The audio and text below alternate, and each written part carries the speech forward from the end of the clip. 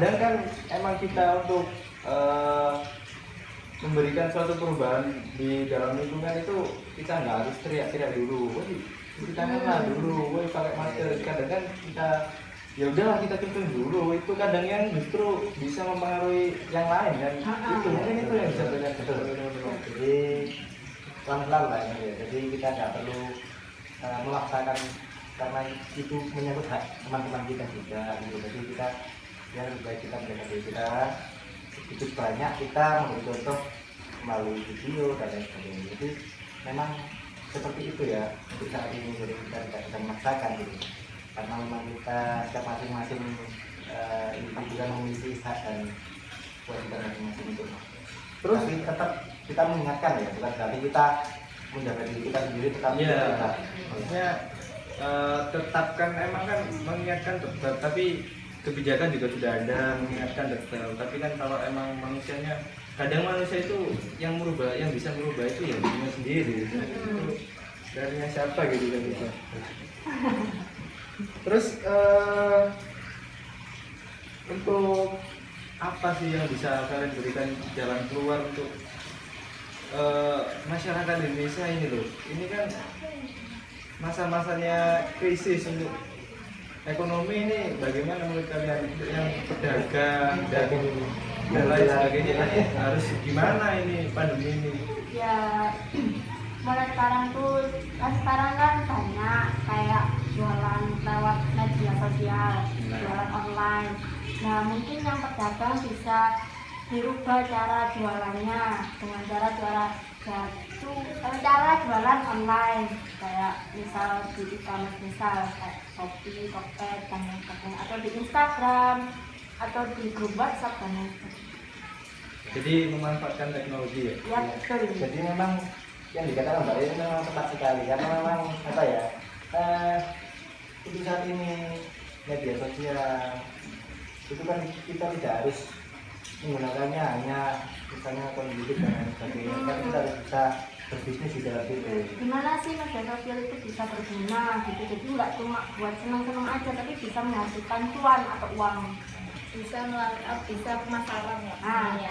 Dan kita kan bisa juga kalau mungkin PHK, memang namanya corona ini dampaknya sangat drastis banget. Dampak terbesar itu di ekonomi. Kalau di ekonomi bener banget, di ekonomi semua hampir semuanya tutup ya, kayak Zara dan lain sebagainya. Lah itu kan kalau menurut saya banyak juga yang ter-PHK,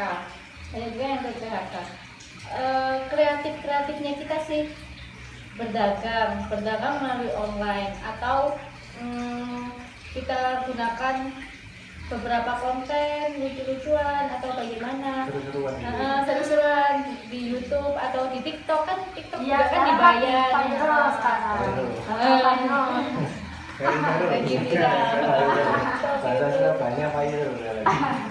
Instagram kan banyak media sosial yang mendukung juga. Terus untuk kondisi di desa kalian itu gimana untuk masyarakatnya sendiri? Apakah udah benar-benar bisa hidup normal atau masih banyak yang terpenjara dalam pandemi COVID ini gitu? Ya, tentunya kita tidak bisa memaksakan sekali lagi, jadi tetap di desa. Ketika di situ ada kegiatan seperti pembagian desinfektan dan lain-lain dalam sebuah perkumpulan organisasi misalnya Taruna, di situ tetap kita harus benar-benar fokus memperhatikan protokol kesehatan. Kenapa? Kita melihatnya pembagian misalnya desinfektan, tapi kita sendiri tidak memberikan keamanan untuk diri kita sendiri. Buat apa gitu? Nah, makanya di situ tetap kita sesama teman, sesama organisasi Karang Taruna misalnya. Jadi, bro jangan lupa pakai masker misalnya itu ya, di WhatsApp dulu. Jadi tetap kita bukan sok pinter ya, tapi memang untuk saat ini itu sangat penting sekali gitu. Jadi aman-aman saja sih kalau di desa saya gitu. Mudah-mudahan harapan ini. Kalau apa ya, kebijakan yang dibuat di desa teman-teman ini kan masing-masing beda pasti. Apa ada yang sama mungkin? Itu gimana? Apa saja yang selama ini new normal ini kebijakannya apa aja? New normal atau waktu PSBB? Ini normal. Sekarang kan udah belanja. Ini normal kan sekarang katanya. Kalau new normal, untuk new normal di desaku sih santai sih. Jadi tamu yang di luar masuk, udah boleh masuk, tapi terserah masuk kapan pun bisa. Kalau dulu kan, kalau tamu dari luar ya, waktu PSBB itu nggak bisa sembarangan orang tuh masuk. Jadi harus ditanya, kalau pedagang nih ditanya, apa keperluannya berdagang gini-gini sampai jam berapa, kesini jam berapa sampai jam berapa. Jadi didata. Terus didemukan gitu. Tapi kalau sekarang bebas masuk, dan alhamdulillah sih di desaku gak ada orang corona ya, kena corona, karena mereka juga mematuhi protokoler sejauh ini.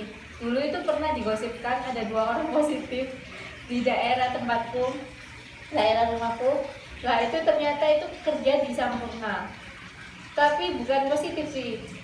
Kayak ada namanya itu gejala-gejalanya, cuman sudah di swab test, alhamdulillah negatif. Kalau di Surabaya sendiri gimana? Ya Kebijakannya? dari selama PSBB sampai new normal, alhamdulillah semua orang yang masuk di gang rumah aku itu alhamdulillah boleh masuk semua.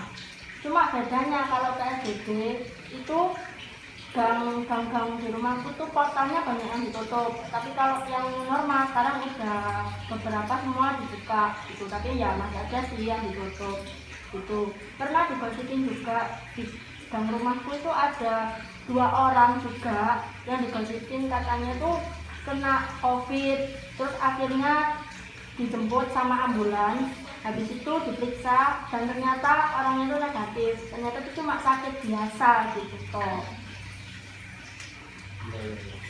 Jadi memang kalau lihat kita yang Mbak Fatma dan Mbak Lia memang hampir sama juga gitu. Jadi mulai dari portal rumah itu dijaga oleh beberapa tim kesehatan seperti tim kesehatan dadakan, seperti anak-anak karang taruna, Atau satpam, bapak-bapak. itu bapak-bapak, bagian itu kan beroleh ya.